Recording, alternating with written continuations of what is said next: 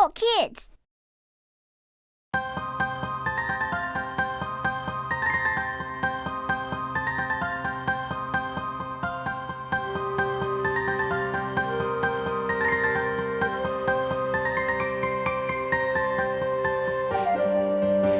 The King and the Shell, written by Rowena Swanson.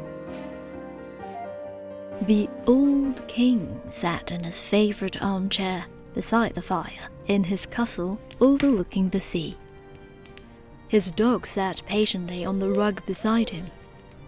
The king noticed the moon shining through the castle window. He rose to look out over the sea. He noticed a shimmering object at the water's edge.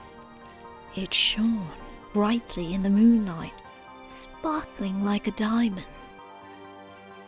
The king put on his boots and majestic coat, and with his dogs wandered down the winding path to the beach.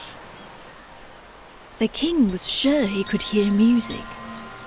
As he got closer to the water's edge, he could see that the object was a beautiful seashell. He picked it up and put it in his pocket and returned up the path to his castle. The king put the shell on the mantelpiece above the fire. He sat beside the fire and fell asleep. The king was woken at sunrise by the sound of strange music. And then a voice said, "Help me, please help me. It's hot up here." The king went over to the mantelpiece to investigate the strange voice. The voice said, "Take me home. Take me back to the sea." The king picked up the shell. "What is this? A talking shell?" "Take me back to the sea. I am alive and will surely die up here," said the shell. "But you are my ornament. I want to keep you. I am the king. This is my kingdom, and I shall do as I please," said the king. "Please! The ocean will die, and so will I, if you do not take me back to the sea. It is my home, where I belong," said the shell. "Why should I? Find us keepers," said the king. "If you take me back to the sea, you will help save the ocean. And I will show you the mermaids," said the shell.